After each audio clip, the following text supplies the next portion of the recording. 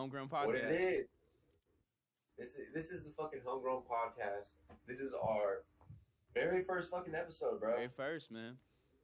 Um, Introductions? hello, Yeah, hello. everyone else watching. We're just the homies. We're the homies. We're the I'm Backstreet Derek. Boys. Yeah, fucking Backstreet Boys. I'm Derek, and I'm this is Lil my Ash. brother Ash. How's it going? You we're just fucking two dudes who are just open-minded, who just wanted to start a podcast because we really can. Yeah. And we really realize how easy it was. You just Yeah. have to really do it. Yeah, you just gotta We're do it. doing. Yeah, we feel like we have a lot to say. We have a lot to say, and we have a. I don't know. I feel like we look at stuff different from a lot of people, so I feel like our aspect on things is sort of, cool. Yeah, I don't know. We just talked about doing it for a long time. We've kind of kicked back, and it was one of those things where we got tired of talking about it, and we realized we had the time and we had the necessary equipment to do it. So we finally just said fuck it and did it, I guess. Yeah, like it's honestly easiest. Like, I've always watched like podcasts, and I've always been like, dang, like how are they doing that? Like, I wish I could do that. I wish I could do that. It's really not that fucking hard, y'all. Yeah. Like, honestly, like we're literally. Well, shit, give us some backstory. Yep. We're fucking homies from Oklahoma. We're best friends. I've known Ash for the fucking longest time. He's like my brother. Yep. We've been through a lot, and y'all will hear plenty of stories about it. Yeah, bro. We'd love to tell y'all some stories. Currently, I'm in Oklahoma, but my boy Ash is in Korea. I'm over here in Korea right now, chilling, kick back. He's in the fucking army, man. The motherfucking army, and he just got there. Shit, what? How many days ago? About a week and a half ago. It'll be 2 weeks this Monday. That's crazy. He was literally, where were you stationed at? I was in Kansas, man. I was chilling one state away from home. I was literally a 5-hour drive north from home. I came home one weekend, said what's up to my boy, and then I got to see him one time. Yeah, we got to see each other one last time, and then they locked down my base to where I could leave, but I couldn't go further than 70 miles. And then they just kept slowly restricting us more and more. And I thought I was never going to come here. They kept pushing it back. Like, I was supposed to leave in April. Yeah. And then, no, I was actually supposed to leave in March. I was supposed to leave, like, March 21st. And they pushed it back to April. And then they pushed it back again until, like, just a week ago. And honestly, I just never thought I would come. And then one day I was on a plane. It was one day like, I'm probably not going to go. And then the next day I was sleeping on the floor in Seattle's airport waiting to go overseas. I was like, whoa, that's crazy. Well, that's what I was thinking, because I remember talking to you, I'd be like, what are you doing, bro? Like, are y'all just posted at the base? And you're like, yeah, like, I'm supposed to be going to fucking Korea, but it's been like 2 fucking months now, and I don't know what we're doing, so. Yeah, because they just didn't really give us much information. And so in my head, like, there was a bunch of, like, I had this guy who I was hanging out with, and he was so excited. He was like, dude, I can't wait to go. I'm so excited. And, like, I was excited at first, but then after they pushed it back, like, 2 or 3 times, I was like, we're not going. Like, I just totally discarded it. I was like, we're not going. Yeah. And then one day we just left, and I was like, whoa. Like, one day, literally, I packed up all my bags one day, and the next day I was putting them on a plane and getting them shipped over here. I bet it didn't feel real at first, huh? Like, I bet it was like, yeah, I'm just packing this shit up. It really didn't feel real. That's how it usually is for me, like, in the situation. Yeah, it didn't feel real until I landed in Japan. We did a little layover in Japan, and, like I got out, and I looked around, and, like, honestly, like, the Earth is the Earth. You know what I'm saying? Like, it looked like what I was used to, you know? For the Earth at 2020. Yeah, we are the Earth. And so I got out of the plane, and I was in Japan, and I was like, oh, it's no different. Like, I was like, oh, it felt the same. Like, the weather was the same. It was kind of humid. I wasn't used to it being humid like that. It was kind of muggy in a way. But then I went inside, and they had this vending machine, and it was like, just like, I could not read it at all. And it was like 150 whatever for a Coke. I was like, damn, that's a lot for a Coke. But then I saw that, like, this dude walked up and he put in a bill, and, like, a single bill is worth like 1,000 yen or some shit like that. And I was like, oh, okay, I guess they just have a shit ton of that stuff. I'll be running it up with those vending machines there. I swear, you can get anything at those vending machines in, like, Japan. Well, they only have, like, a drink machine. Oh no, but like I bet in the city, dog, you Yeah. could have damn got a fucking car, bro. Shit. I've seen shit like Or you that could get a where they fucking got like a tower and you skate. can select a car. Yeah, literally, bro. On some crazy shit. But yeah, he's in fucking Korea. I'm in Oklahoma right now. We just decided to do this fucking podcast because this Corona shit is going on right now. We kind of caught ourselves with like kind of some time on our hands, and I've always wanted to do this. I'm a talker. I feel like I have a lot to say. So Derek's real creative. Yeah. Yeah, Derek's always been like a. I never saw Derek as the kind of guy to like do it, like have a job. I always saw him as like an entrepreneur or like just a free thinker in a way. And so it doesn't surprise me. Like I wasn't surprised at all when he hit me up and was like, "Hey, dude, I want to do a podcast." And I was like, "Bro, of course." Like I was like, "Fits you perfectly. Let's do it." See, that's the thing. Like, whenever I was thinking, like, I've always wanted to do a podcast, but I was like, I don't want to necessarily do it by myself because it seems like it'd be pretty hard to do a podcast by yourself. Exactly. Like I want to like bounce off. I want to bounce ideas off of each other. Like I feel like I work better whenever I'm like talking to somebody else. Yeah, and I always wanted to do like streaming or a gaming channel or some shit. I used to make like music videos and shit like that, but I've always wanted to do like some more creative shit, and so I feel like this was just a pretty good way for us to like link up and do that. Exactly. Like we've always been into like YouTube, like making videos. Like I used to make like little stupid commentaries. Like my mom, she used to have a digital camera, and I used to just prop that bitch up on the TV. I get all my Call of Duty, Black Ops, Zombies on the fucking Wii. On the fucking Wii, yep. Yeah, on the Wii, bro, because we was balling on a fucking budget. Hey man, everybody does it. I would do my stupid little commentary, like, "Hey guys, playing Black Ops," and I would just do it, and I would just watch myself back, and I just loved doing that. Even as a kid, like no one was seeing it myself, but I liked it. It just made me feel accomplished, made me feel satisfied. Yeah. So that's where me and Ash really, that's where me and him get along so well, because like I could hit him up because me and him have the same interests. So it was easy to be like obviously if I'm going to do a podcast with somebody, I'll do it with Ash, because just like he said, he was just like, when I asked him, he said, "Bet," like of course. Yeah. And that's like the same I felt. So yeah, like no hesitation. This is going to be the beginning of something dope. It's kind of janky right now. It's kind of janky. But we're also half a world apart, so we're doing what we can. Yeah. It's going to build. Just bear with us. Like everything starts. It's like we said, it's homegrown. Like dead ass. Like this shit is homegrown. This is we're cooking it up in our backyard right now. This is from exactly. This is from our base. Exactly. And I feel like a lot of y'all out there can relate with us because we're just some regular dudes just like y'all. Like we're 20, we're experiencing life just like anyone else. Yeah, I'm sure we think just the same as you. Have the same sort of thought process. We we both work. We both go to. I'm in the military, but at the end of the day, it's just a job that I live at. That's really the only difference between me and you. Exactly. Like I work a job. I work a regular ass job. I work at fucking Walmart. Your boy working at 3 to 12. I'm making money, but it's not what I want to do. Like everyone has to do that just to get by.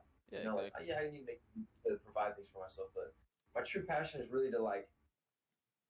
It's weird whenever people would ask me like, "What do you want to do? What do you want to do? What does it involve?" And I'd always be like, "I just want to be involved in people." Mm-hmm. I don't know if that's a job, but I be involved. He used to always talk about wanting to be a comedian.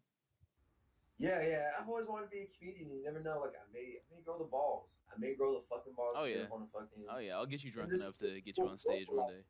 Exactly. Like through this, you're gonna see us grow, and that's what I think. That's a good point. This is definitely my first time in front of the camera. I used to do like theater in high school, but both of us. Yeah, I did. But I definitely think this is going to be a pretty good growing experience for us because we have plans. We want to have a pretty big YouTube channel. For me, it's mostly about like building a community because, like I said, I want to have people to like stream with. I just want to have people to talk to. Really, I want to have people that have good input.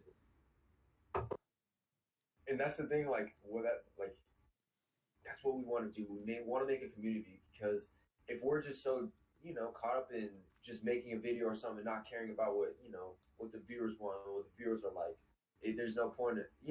There's no room to grow if there's no community. Exactly. And that's what I want.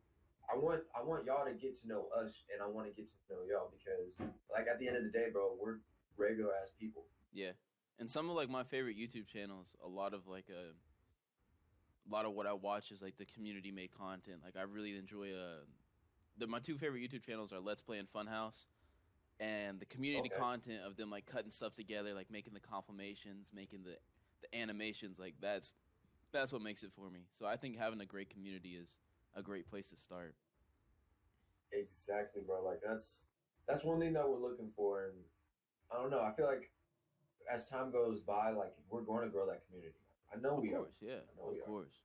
I think anything is just dedication, especially in like a field like this. It's just doing it consistently. That's the best way to grow a community. And y'all are going to see it, man. But one thing about us, and this, we're not a type of podcast. We're just going to maybe bring up the topic here and there, but we're really just going to have a regular ass conversation like we do. And maybe talk about stuff because we're curious, bro. We're very curious. Yeah, we're both questioners. We always are questioning things in life. So I feel like with what's going on in today's society, it's 100%. We need people to think like us. We need people to question shit because there's a lot of people out there who aren't questioning things, and I feel like a lot of people are blind to a lot of stuff. I feel like a lot of people, especially right now, are kind of scared to question things. Exactly. I would be too, honestly. Because you see like a bunch of these coronavirus conspiracy theories keep on Facebook. Like Facebook keeps taking them down. Like somebody was telling me about this. He was telling me about this article he found about a nurse who in New York, and she was basically instructed to have patients die. Like she didn't like kill the patients, but she did not treat them properly because she was told to not treat them. And she posted about it on Facebook, and Facebook took it down. Like that's kind of scary. No, bro. There's this one YouTube video called "The Plandemic," and it was getting hella views, and YouTube literally took it down, bro. Yeah. Like, isn't that? It's just crazy to me because it's just like there's freedom of speech. Like that's one of our rights. Like, like that a fucking amendment. I'm dead. That's one of our rights. Okay, one thing to know too. No, you're right. It is an amendment. It's like the Fifth Amendment or some shit. You're correct. Okay. Gotta get my facts straight. I don't want to be just saying random shit on here. No, you're good, bro. Yeah, it's one of our amendments. I couldn't tell you exactly which one offhand, but I know it's one of them. It's just crazy how I feel like the rules that we had are just so bent and so they're not the rules that they were, Yeah, I definitely think shit's come a long way. Exactly, like how would you say it? The priorities of us as Americans or us as like a culture, we steered away from a lot of our like main things that make us who we are, Elaborate. What do you mean by that? I feel like there's just there's no just like that. Like there's no free speech. Like they're taking down shit. Why are they taking it down? Because they want to suppress us. So they're trying to suppress the voice of the people. Yeah. You know what I'm saying? I agree with you. So I think they're causing like a community that was once like this to start going like this. Yeah, start questioning each other. Exactly, bro. I don't know. That's just how I feel. It may sound weird, but I don't know. I was talking with some people yesterday, and we all kind of came to the consensus of we think this is definitely. I don't think that anybody necessarily created the coronavirus. I'm not here like going that deep into conspiracy theory, but I think they're definitely capitalizing on the fact that it's happening and sort of playing around with what they could do in a situation where the populace is very dependent, which I don't think we should necessarily be so dependent right now. It's kind of weird how they're doing it where it's like keeping us from going outside. Like you can get like tickets for going outside in some areas and stuff like that. I think it's a little. Go ahead. Oh, one thing that I thought was funny too is like just like you were saying, like you can get tickets and shit like that. There's certain areas in California where, let's say, there's more of like a Republican area. Hmm. For some reason, those beaches in those areas are closed. Like you can't go out if you're doing stuff. You're getting tickets. But Yeah. over here at these beaches where it's like more of a Democrat or that type of vibe, they're open. Really? Yeah, That's kind of weird. and so I feel like this coronavirus kind of it brought a lot of opportunities to a lot of people that there wouldn't be without like this fear that people were having. Yeah. Like there's a lot of like taking advantage of people's Yeah. like emotional stuff. And that when- goes when back it to what comes I to was this. saying, where I think this is kind of a ploy to test how dependent people will be upon our government. Because I think one of the big things about America is that it is a place originally where you were supposed to be able to come here and make a life of your own. But recently, just because of how much of the population has grown, and there's a million other factors that I could list, but our populace That has become more dependent upon our government. Like you see a lot of people living off welfare or unemployment, and they're handing out these stimulus checks. And I'm not going to complain. I very much enjoyed my stimulus check. You know, I put all of it into Stimulus check. savings because that was an awesome thing to give.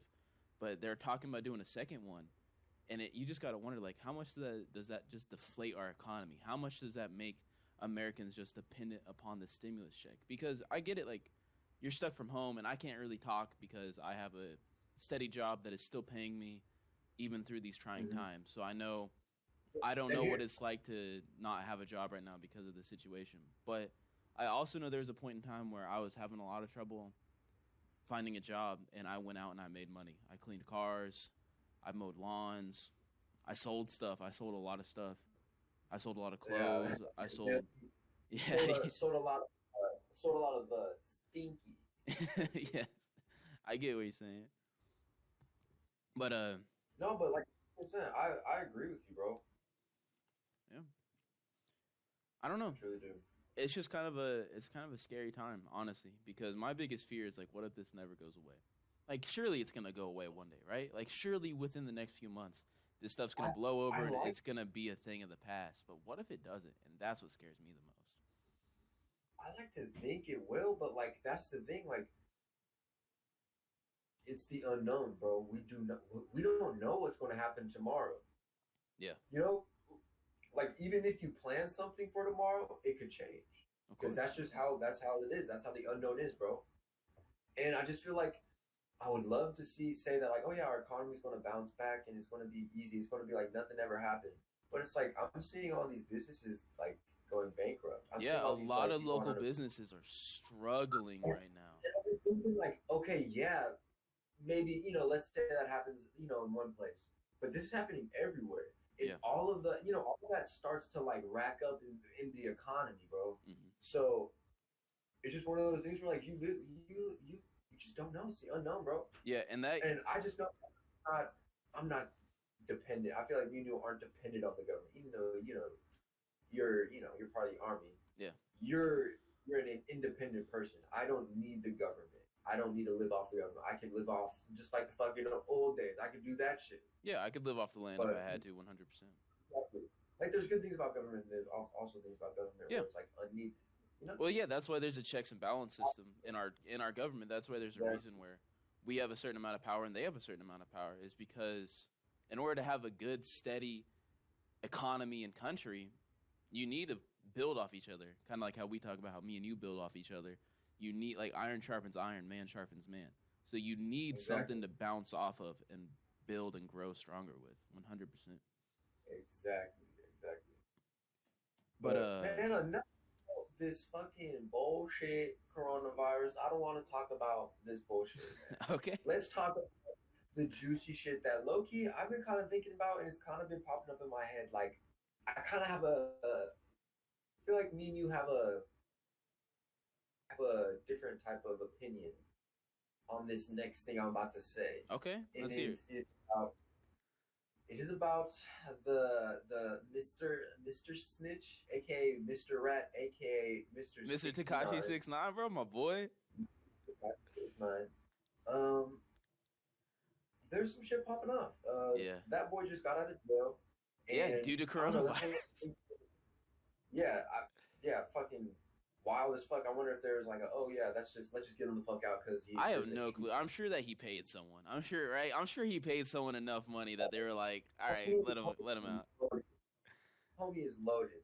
Yeah. But anyways, I really, I feel like there's a lot of different things because I was watching, I've been seeing a lot of shit on Instagram, and I was kind of following, Tekashi because it's hard not to because he's so big. Well, you're really big on social media. That's one thing for sure. Oh yeah, I love, I like Instagram. I like watching YouTube. I like, getting into like, let's say rappers' lives. I like the culture of it. Yeah, I feel you. Yeah, you're a big hip hop culture kind of guy. Exactly, I love it, man. But it's one of those things where since it is going on in the culture right now, he did do some things that people are looking down right now. But yeah, he definitely. But at the same time, there's all this hate. So it's like, what's going to prevail? Or I don't know. Is it should he be this good famous rapper, or should he be the snitch who no one should listen to because he's a bad person and he snitched and he's not cool? What should it be? Well, looking at I'm not big on hip hop culture. For me, hip hop, I genuinely just enjoy the music for more than anything. I'm just a listener. So you're more the kind of like hip hop head. I'm more the kind of like casual listener, but I really enjoy it. Looking at it from a cultural standpoint, like he should be done, right? Like if we're looking at it from a purely hip hop culture standpoint, snitches get stitches. Street point of view, hell yeah, bro, fuck you. You snitched on the gang. You did hella shit. You put out hits for people. You snitched on the person who you literally paid to do a hit. Exactly. That Kuda bullshit, that was crazy that he snitched on Kuda B. That was wild. Bro. He even has a song named after him. It's still up, bro. I was watching it yesterday. Kuda is still up on his YouTube channel. It might be on World Star Hip Hop, but it's still up. Wow, that's wild to think about, bro. I was wondering if Kuda B had a song called, I think it was called Tekashi or some shit like that. I was wondering if that's still up. I'd have to look into that. Yeah, definitely. I mean, honestly, bro, from a music standpoint, if we're just looking at it from like a strictly music standpoint, I feel like anyone in their right mind would be like, yeah, this is a good song. Any of Tekashi's songs, there's not a lot of substance to it, but yeah, he makes very unique music. Exactly, like this. I'd do a comparison of like this, and it's gonna be kind of it's different, but Playboy Cardi. Yep. His music is he's not saying a whole lot of shit in his music. Yeah, he's just yeah. But it's that lit music. It's that music that makes you want to bob. It makes you, and it's not for everyone. Like I understand why people don't like Tekashi or people don't like Lil Uzi or they don't like Playboy Cardi. Is because they have these larger than life personalities, and that's true. They have a very big persona. That is a good way to put it. And I feel like that's why these people are so big, because these people aren't afraid to just put themselves out there. 100%. And it may not be only them, but they're trying their hard, trying to be that rock star at the end of the day. Yeah. And definitely Tekashi. Definitely Is he wrong? Is he wrong looking at it from like a strictly like, okay, in a humane type of way, not from like just like thinking about it, and like if I was in that position, I would. You know what I'm saying? Like if I was in that situation, if I was if it was any other thing, yeah, I'm not doing it. But if I was in that certain situation where people were doing all these things to me, like granted, he did do a lot of shit. So yeah, I mean, I would have never put myself in that situation. Like he kind of fucked himself over. Yeah, I would never be in that situation. Hell no. But so from my standpoint, what I believe you should do, and this is what I did whenever I got arrested, was I owned up to what I did and didn't mention anyone else's name. So I got caught with like 3 ounces of marijuana on me. That's what happened. I got caught, and it was legal, but I didn't have a card at the time. So it was a misdemeanor. But they were trying to figure out who sold it to me and where I got it from. And strictly what I did is I said, I have 3 ounces of marijuana on me. I told them that I grew marijuana at the time. That's what I told them. And I said, this is my own product, and I use it for personal consumption. That's what I told them. And so I ended up doing I think I did 3 days in county jail. And then I came home, I pled no contest, and I paid off my fines. That's what I did, because that's what I believe you should do. I think you should own up. If you get caught in some kind of legal trouble, I think you should own up to your side of what you did. 100%. 100%. And I don't see any reason to mention anyone else's name.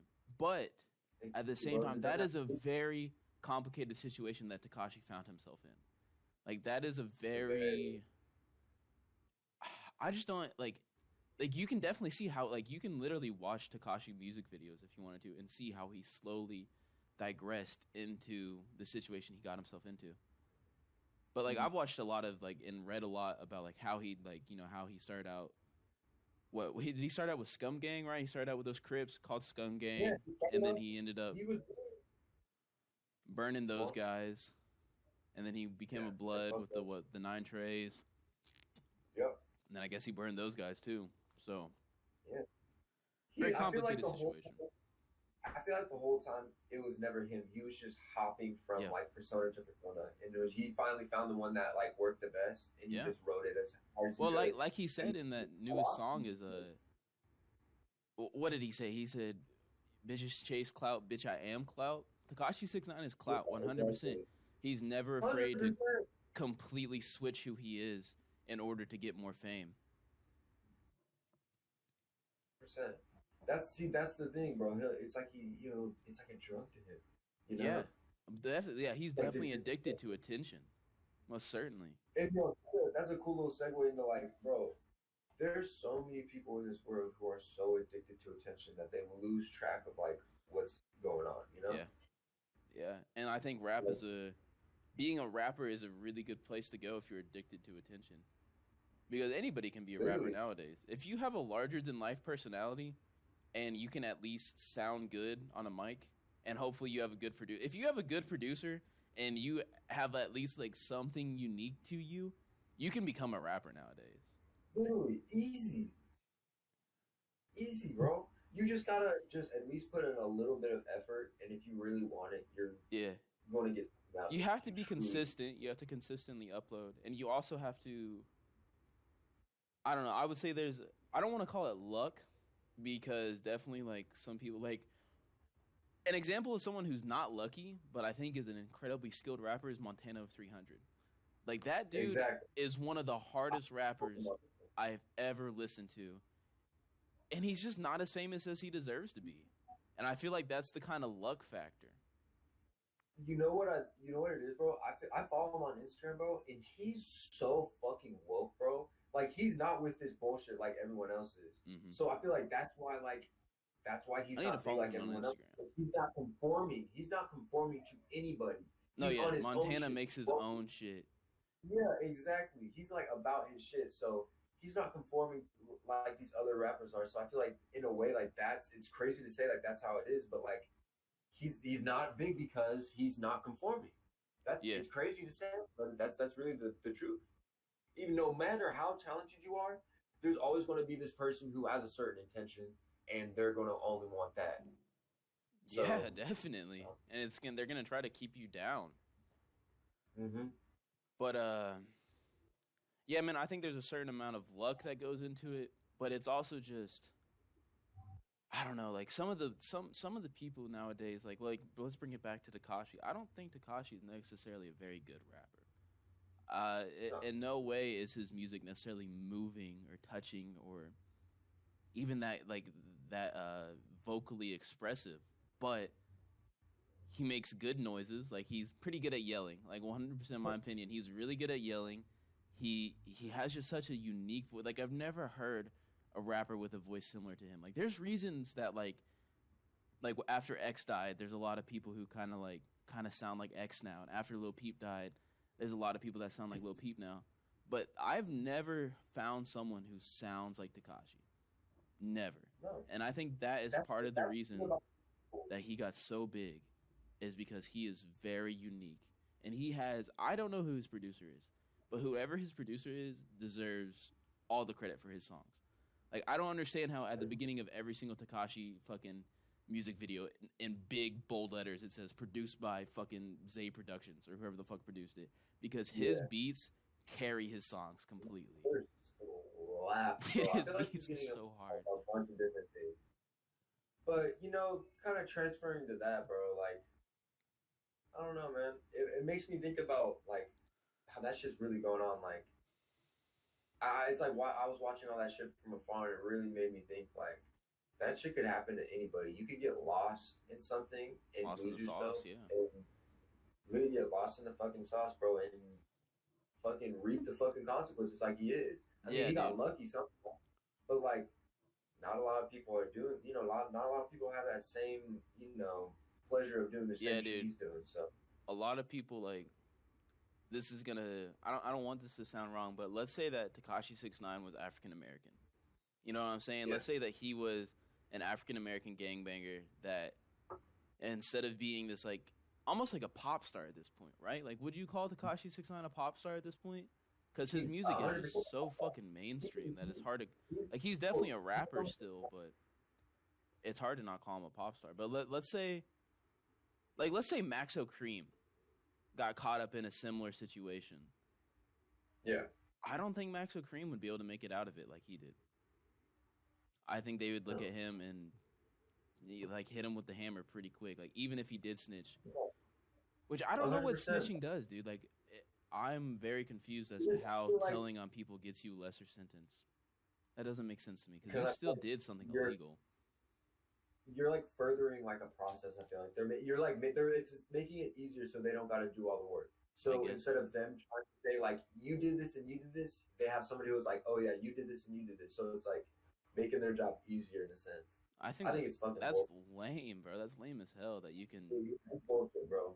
you can literally just squeal and it lowers your sentence. Like it's kind of fucked up that they let that happen. Like right, like why is there a benefit for why in the jurisdiction or judicial system? Why is there a benefit for telling on people? I remember back in the fucking day, bro. Back in so I used to go to me and Ash used to go to private school, and I used to fucking hate the principal. I used to get in trouble all the time. Yeah, we met So one 8th grade day, at a private school. yep, fucking you'll hear many stories to come Yeah, about we got that you. shit. Don't But worry. we were one day, me and one of my buddies, two of my buddies actually, we went in the fucking. Oh, you talking about the vape situation? Yeah. And, This was me and him way were just back hitting in the this day, bro. Yeah, this is back whenever like vaping just first came out too. Like this is literally like the beginning of it. So This it was like, whenever like I looked at vapes and thought it was like alien technology. nah, bro, it was like, bro, that's throat as fuck. Like I'm cool as hell for this. Like they were Yeah. like the coolest fucking. Vapes looked bro. cool You as go, fuck oh, back fuck. Yeah, like you told me I could hit this and taste like some fucking fruit. then. Yeah. What? And get buzzed? What? Yeah, boy. But so we're hitting it in this bathroom before class. It's foggy, obviously. Yeah. This one kid walks in, and he doesn't say anything. He looks at us, does his thing, walks out. We thought he was cool. I knew the kid. Yeah, I knew him And too. so later, I hear the principal kind of walk to the door, and he goes, "Hey, Derek, can you come to me and talk to you real quick?" And he was like, "Bring your bag," and I was like, "Oh, fuck, Like, motherfucker." fuck. And I didn't have a vape on me, but they wanted to search me to see if I had a vape on me. Yeah. Preface, I was not there with him. I just knew about this. No, but there was a whole big vaping fucking. Yeah, thing didn't they going go at on our like a school. tirade about vaping? Yeah, because it low-key was it pretty big in our school because it was just a bunch of private kids with money. So they bought vapes and everybody had a vape, bro. I remember I eventually bought a vape. Like I bought one for $20 off of some kid. Same, bro. They were slinging vapes in the hallway, bro. Like anyone coming up to you, "Hey, bro, you want a vape for $25?" Yeah, Yeah. I got the whole setup. Yeah. And the juice, yeah. Yeah, but anyways, I get, he's talking to me, and I'm like, he's like, I was like, "What did I do?" And he goes, "I think you know what you did." I was like, "No, like, what are you talking about?" And we get in there, and I sit down so there's the assistant principal who brought me, who's one took me out of class, and then we sit down in the main principal. This is the dude I fucking hated. The assistant principal is cool. He kind of liked me. Was it Mr. White? But, yeah, Mr. White. And Mr. White was dope, bro. Yeah, he was cool, bald-headed fuck. But, yeah, bald as fuck. He, we get in there, and they're like, "So, it's come to my knowledge that you and a couple other people have been vaping in the things." I'm like, "What are you talking about?" Like, literally, I was like, "No, like, I don't know what you're talking about. Like, I wasn't doing any of that. What do you mean?" He goes, "Well, we had somebody say that you did." And I was like, "Well, I didn't do that. Like, I don't know what you're talking about." And they just kept saying, like, "Well, this person said that you," and he named off both of my friends. And I was like, I mean, I was in the bathroom with them, but we weren't doing any of that. You know, we weren't doing any of it. Yeah. And all of a sudden, I see my homeboy Chris in the fucking like. I just see him sitting in the fucking like outdoor of like his, the principal's office. Yeah, yeah. Because they had these glass doors. Well, not glass. They had like glass holes, I guess, in the door. Little holes, and I was like, they brought him in here. They got him. And I'm like, I don't know what you're talking about. Like, I don't have it. I don't have a vape. I don't know what you're talking about. So they take me out. My boy gets in there. Doesn't say anything either. Yeah, bro. Chris was a real one. This other kid, Dakota, he's the one who had the vape on him. They ended up searching his bag, found it. Yeah. And he ended up pretty much snitching on us. Keenan did? No, not Keaton, bro. Dakota. Which one was Dakota? Oh, was he the blonde one? He got that day too. He got searched that day too. Oh, did he? Yeah. But was he the one that you were vaping with in the bathroom? No, I was vaping with Dakota, but yeah, we were vaping with Dakota. Me and Chris were in the bathroom. Okay. Vaping with Dakota. All right. Yeah. Sounds so fucking weird. Vaping with Dakota. Vaping with Dakota, bro. But that's some high school shit, bro. Like, hey, you want to go to the bathroom and hit the jewel real quick? Like, the fucking 70s. Like, we couldn't do that shit in the bathrooms. Like, we were smoking vapes, nigga. Hitting dabs off the fucking coil. Did you ever do that? Did you ever go in the bathroom like the drip tanks, the ones that that have the coils exposed? Yeah. Did you ever put dabs on that and hit that? Never, bro. Never. Really? That's what we would use as like vape or dab pins before dab pins were cool. Is we put dabs like in the coils, and then we would put the cap back on and we hit it, and it would hit it. Like you could smoke dabs like that. I can't believe you never did that. No, man. Never. That's wild. Surprised I didn't. Yeah, I'm surprised you didn't too. I don't know. High school's crazy. I just got enough, like a lot of situations like that where it's just a bunch of stupid bullshit that I wasn't really doing anything. I wasn't doing anything that any teenager was doing. Yeah, exactly. Like me and Derek kind of got in trouble a lot just because it felt like we always got caught for some reason. Like we just have bad luck with getting caught. I feel like in reality we weren't doing anything wrong. They just made it feel like we were doing something wrong. Yeah, like in high school, I did pretty typical high school shit. I smoked a lot of Kush. Oh, Kush boys till the day I die. But and it just felt like, one, my mom was really not cool about it. Like, she made me feel like I was a fucking drug addict because I smoked pot, and so it just put these real negative thoughts in my head because like I was so sad that my mom was sad that I was doing it, but at the same time, like, it I won't say it was helping, but I was going through a lot back then. Like I was low key not having a good time in high school. And so smoking pot was just kind of a way, it was something to do that took my mind off of it, for real. And just I feel like that's that's the case for like a lot of people, bro. I feel like that's a lot of case for like high schoolers. Like their parents they're not seeing it the way that their kids are seeing, that their like kids are seeing it. Like, well, like my mom's a pharmacist, you know that? Mm-hmm. Yeah. So my mom always like she noticed that I was pretty depressed most of the time, and she always wanted me to get on like antidepressants. And fuck that shit. I've never been a fan of pills. I've never been a fan of being on a prescription. And so like kind of like my natural remedy for it was smoking pot. And so I think that's just where the kind of barrier was, where like she wanted me to be like on medication because that's what she knows. Like she's a doctor, she knows that medication helps. And I'm over here like, I don't like medication. I don't like the idea of being prescribed pills. So I smoke pot. And I think that was just a big divide between us. And it caused a lot of real negative thoughts in my head.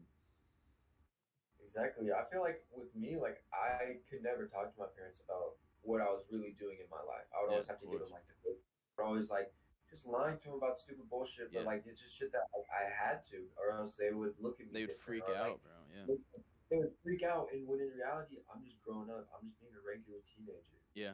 And I feel like that was the main thing. It was just hard to really just talk to them about it. Like if they were cool about it, I would have talked to them. But like I know that what would come of it, it just wouldn't be worth it. So I just cribbed for the longest time, and that caused a lot of friction between me and my parents.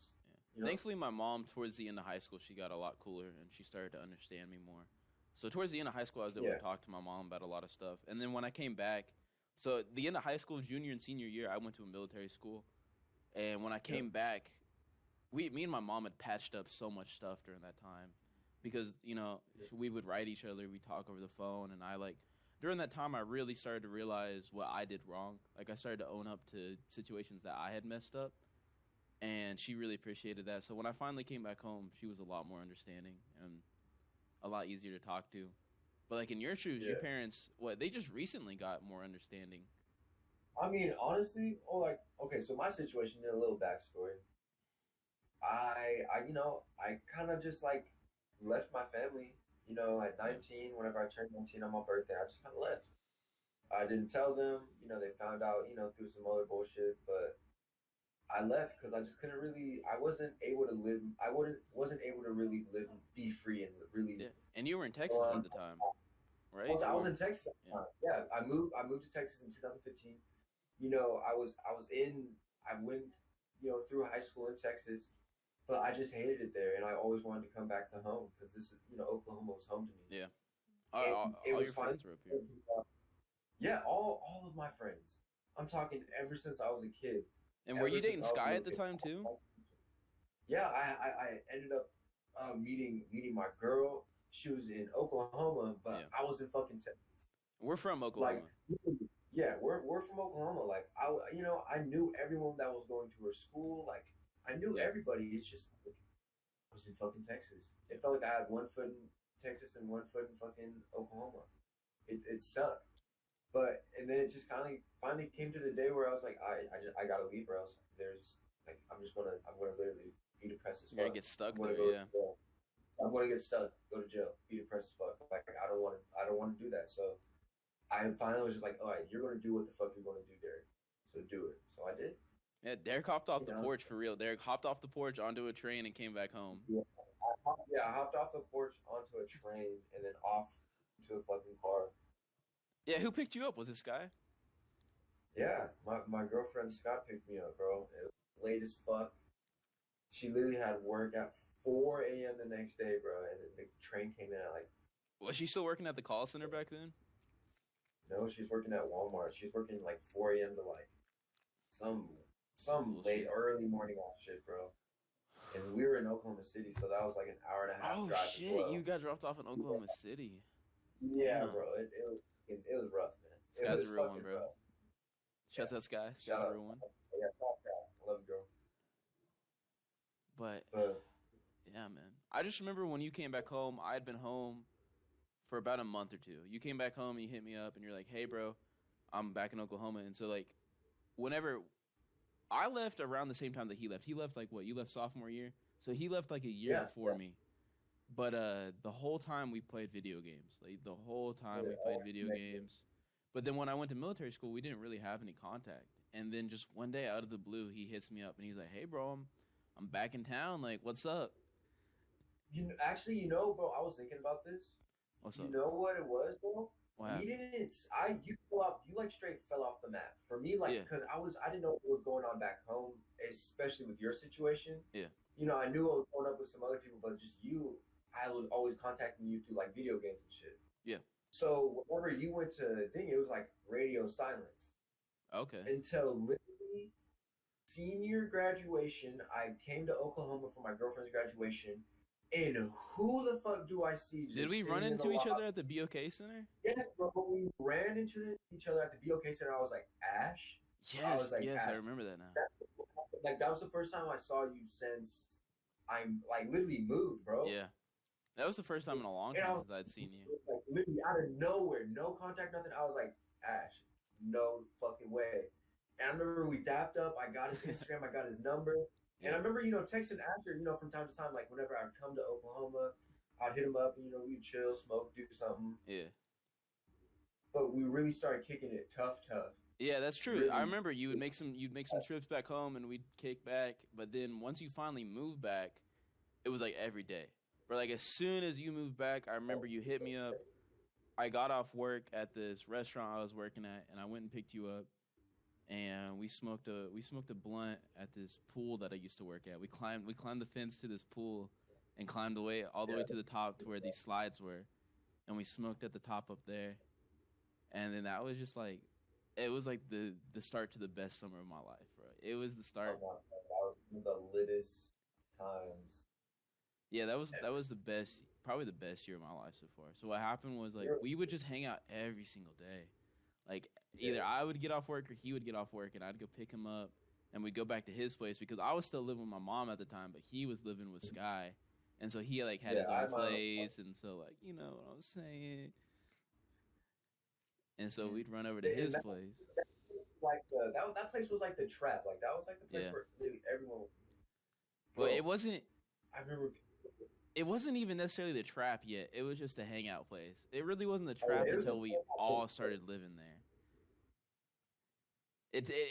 It started as like it started as like the party house, and then probably like 6 months later it turned into the motherfucking trap. Like so it started out we would all just go over there like every day. Like so how it worked was just all fun, just straight innocent, just partying all the fucking time, like party. So how it worked was not only were me and him there and his girl was there, but his girl also had a roommate there. Yep. And then so his girl's friends and his roommate's friends would just come over all the fucking time. So it would be like it'd literally be me and Derek and like 6 girls like every single day. And just smoking blunts and drinking wine. Literally, bro, we'd just be stealing alcohol, going on beer runs, trying to get liquor whenever we could, bro. Yeah. We were literally doing anything and everything we could to have a good party at all times. Yeah, we would get fucked up all the time. Yeah, we didn't have much, bro, but we literally did with what we had, and we were fucking happy, bro. And like I remember at first, really like they accepted Derek at first because Derek was Sky's boyfriend, and they all loved Derek. But then I show up and like, who am I? I'm just Derek's friend. You know what I'm saying? I'm just Derek's homie. So they're like, who the fuck is this guy? Super hot. That's the thing. Everybody kind of like looked at him as first. He was the dude who was super hot. I would get baked because I'd been on like a 2-year sobriety break, and so I would get stoned, bro. Stupid stoned. So like everyone at first really didn't get to know Ash because like every time they really saw him, we'd be smoking, and then he would turn to like a different. Like they would see him and be like, "Oh, dude, he's so cool," and then like smokes, and you're like, "Bro, what the fuck did you just smoke?" Like, yeah. But really, what started gotten it buzzing was we used to just steal liquor, bro. Like all the time, he would pull up to the fucking gas station. I would run in there and grab like 3 bottles of wine and run out because around that time, gas stations had just become legal to sell like 5-point liquor or some shit like that. So gas stations started selling like wine. They couldn't sell liquor yet, but they could sell wine. So we would run in there, bro. We'd grab wine bottles and dip, and fucking, I would run in, get fucking Coronas, get fucking anything we needed, bro. We'd run in there and get the girls hated beer, so like we would only steal like 1 case of beer at a time for me and the boys. But we always had to have stash for the boys. And like towards the end of it, bro, we just started fucking. I don't know. It got hot at one point. Like I remember there was a point in time where like I just really didn't want to do it no more. No, the thing is, it was happening all during that time. Like that summer, that's true. Bro, like really the move. Like everyone was hitting beer. Yeah, we were definitely not the only ones doing that. Like as soon as that shit became legal, they started doing it. And they were so dumb. Like they put the wine right next to like back doors all the time. Like all the alcoholic beverages were like near an exit every single time. It didn't matter what gas station it was. They were always near an exit for some reason. It's like they were sitting there saying, "Take me." Yeah, for real. It was like they were calling out to us. One exit or something. Like it was like literally begging them to like literally just run out. And it was never a main exit. It was always like some side door that was just so easy to get in and out of. I don't know, man. This world's a crazy place. Yeah. It's crazy how you. But crazy how you could just say fucking, just walk in there, take something, and leave. Yeah.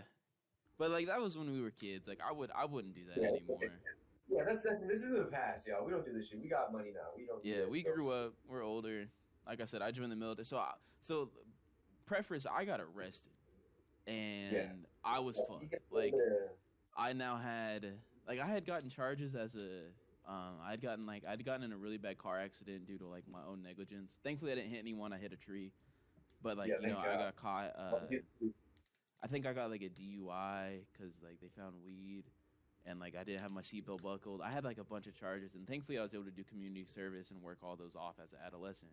But now I was 18 and I just got caught with like 3 ounces, and I was like I now had a misdemeanor on my fucking adult record that would never go away. And thankfully, my recruiter was like really understanding, and like he got me into MEPS real quick. They didn't really ask me any questions, and I got on. I went to basic, and from there it's history. From there I've really turned my life around. I'm very happy with where I am right now. Exactly, bro. Like everyone needs that like structure sometimes in life. Everybody needs that person to like push them back onto the path. Yeah, of you know. course, man. Yeah, I was Like very thankful to have such a supportive group. Like Derek has always been there for me. Derek's a real one. Can I be honest with y'all? So like earlier, Derek was talking about like how he got called in to the office for the vape situation and how he like he held it down. Derek is a fucking real one. So let me tell you this. So when I got arrested, I didn't remember his number. There was no way that I could have gotten in contact with him, and I was living with him at the time. And so I called my mom because I remembered her number, and I was like, "Hey, I'm arrested." I basically just broke it down to my mom, and she's like, "Okay, whatever," and she hung up. And these guys, since I was living with them, they were so worried that they went and they started looking for me. They didn't know what happened to me. There was no way they could have known what happened to me. And they like him, and Sky's a real one too. His girlfriend is one of the most amazing people I've ever met in my life. And so they are so cool. Like they know where my mama lives. Like we're close as fuck. They know where my mama lives. My mama's cooked for them before. Like we're cool. Oh, I know his little brother. My little brother loves his ass. But so they pull up to my mama's house and check on my mom and be like, "Hey, we don't know where Asher is." And she's like, "Oh, it's okay. He's arrested." Breaks it down for them. But Derek's such a real one that he took time out of his day, like after work too. Like he like gets off at midnight. You know what I'm saying? Like he gets off hella late. He starts cruising around looking for me. I literally pulled up. We literally right as we got off, I pulled up and it was late, but I was like, "Fuck it, bro. We're just gonna go for it." I didn't even know if it was the right door, bro. Yeah. I was just like, yeah. And then we were literally just going to leave a note and be like, "Hey, can you text us? Da da da da. Here's my number." And right as we were writing it in our car, I see the door open, and she's like, "Hello," and I was like, "Mr. Ash?" And so I go, and I was like, "Hey, I don't know where Ash is. Like he went out, and honestly, like I don't know what happened to him. Have you heard anything?" She goes, "Oh, yeah, he's been arrested." And I was like, "All right, well, thank God. Like either I knew it's either my boy died, stood up, or he got arrested." Yeah. That's those are the only two outcomes. Yeah, there's more things in the story. I had a bad feeling that day. Whenever there's just a lot of stuff going on that day. Yeah, I was tripping that day. I was off like 2 tabs. It was also just got a new. Yeah, I just got a new car. It was a really bad time too, wasn't it? Like did I recently get kicked out or what? It was like kind of like on the verge. It was like around that time, but like you getting arrested solidified it. I feel like for a lot of people in that. Like that's what really was like. Okay, yeah, he can't be like doing this. Yeah, I started I fell off the deep end. So I had been working like multiple jobs, and I finally got this construction job. I was building fences, but it just paid like dog shit. I was making like $10 an hour, and I hated it. And so I decided I was gonna try to be the plug again. I was like, you know what, like I have like, because I was connected before I went to military school, and so I was like, you know what, this is bullshit. I'm gonna try to do this again. And literally the day that I decided to start trying, I crashed my car, and a car I had just bought with cash. Like I'd saved up enough money. Thankfully, it still ran. It's in Kansas right now. I need to do some work on it to get it running again. But I crashed that car. I pocketed all the ounces that I was walking home because I knew that if I could make it home, I could sell these and get my car out of this ditch. But on the way home, I got booked. I was so upset, bro. I was so fucking mad. And the whole time, I just remember he came to like my job. He came up to my job because it was really close to where I lived, where our apartments were. And I just saw him. And I just had this bad feeling because I was like, I just know that like, bro, I'm not going to be there to kind of like trip with him or be the trip sitter, So like this is Ash Unleashed, So Untamed. I just didn't have a feeling.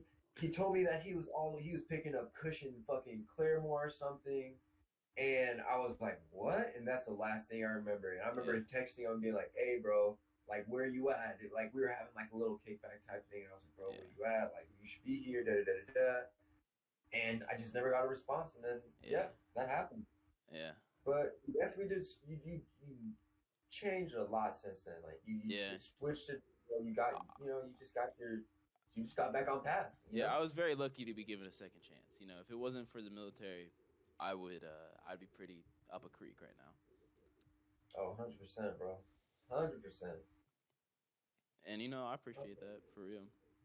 I appreciate Derek more than anything. Like, he's my homie. Yeah, bro. You gotta appreciate your friends. Like, you gotta be there for people. You gotta, no matter what, you always gotta be there for people because everyone's gonna go through a hard time, but that's not gonna last forever. Like, whatever that person's situation is, if you're there with them and you're helping them, then there's nothing that can stop y'all. You know? Of course, yeah. That's one thing is me and Derek build off each other a lot. Like, more than anything. Exactly. Like, I tried. The reason why I feel like our podcast is just so natural to us is because at least once a week I would call Derek and have a conversation like this, for like an hour or two. Literally, bro. He's my homie. Like, this is like some shit that we do on a regular basis. Yeah, basically all we're doing is now filming our phone calls. Deadass. We're filming phone calls. We're making YouTubes of our fucking phone calls pretty much. Yeah, and we're going to try to start, like, this is just our introductory episode. I'm just kind of trying to introduce who I am. We'll do certain things. Give you some background. Derek's covering who he is. And so I really think it's just, like, right now it's just introductory. I think we're going to film our next episode either Friday or Saturday. Since we're in such different time zones, it's hard to, like, know what good times for us are. Because when I wake up, he's not going to bed, but he's eating dinner. Like... Yeah, like I'm getting like I'm in the middle of my day pretty much whenever he wakes up, and it's just like, oh, bro, you just woke up, bro. Like, bro. Yeah, it's wild. But crazy. So we're working it out. We're getting good time frames, and we're gonna start like focusing on what do you call it? Topics. Like I'm gonna start doing a lot more research. Exactly. We're going to in with more structure. This is kind of one of those things where it's like we just want y'all to kind of. We really just wanted to finally do it. To be completely honest with y'all, we knew that if we didn't do it, we knew that if we didn't finally just film this and make it, we weren't going to do it. So exactly. We just sent it. We sent it, bro. We really just made it, and I think it's working out really well. I enjoy just kicking back, talking. To be honest with y'all, we did this yesterday. So we did this whole thing yesterday. Okay. And I like the one from yesterday so much more than the one we did today. But I forgot to record my audio. So the whole thing, it's an hour and like 12 minutes of just him talking and me looking like a motherfucking deaf dude. Like it's me just, yeah, exactly. It's me just signing to the crowd. And I was so upset. I was like, bro, you're fucking serious. Yeah, he told me about it and I was like, rip, but... Honestly, y'all, this is a new day. We waited a day, and I feel like this is probably. I'm happy with what this podcast. Yeah, most certainly, man. I'm glad that we made it, bro. I'm glad that we made it. That's all I could ask for. Exactly, but y'all know who we are now. This is a motherfucking homegrown podcast. This is a motherfucking homegrown. Please subscribe. I guarantee you, we're going to be posting videos. Like, we're going to keep doing it. People who like to listen to shit, you're working, you just want to listen to some motherfuckers talk about some random shit, do it because we're going to be posting shit a lot. And we're going to be talking about a bunch of shit that you're maybe going to be interested in. So hit that fucking subscribe button, hit the fucking like button, comment. Honestly, bro, if y'all have Discord, hit us up, bro. Yeah. Well, I'm going to drop our Twitters and Instagrams in here too. Yeah. So. Yeah, fucking just follow us. Just hit us up. I guarantee you I'll hit you up faster than a goddamn girlfriend. So, just let us know what y'all think of this. I mean, this is just the beginning. Any kind of criticism, thoughts, comments, concerns, but anything like that, like that's much appreciated. Like I said, and like he said, bro, we've never done this before. We just want to do it. And I know there's people out there with a lot more experience than us. And I would love to hear what y'all have, like what y'all think about this, what y'all think we could do better. Exactly. So this has been the motherfucking homegrown podcast with your motherfucking boy Derek and your motherfucking boy Ash. Yo, Ash, dog, what's up, y'all? But yeah, I really appreciate y'all tuning in. Peace out, man. All right.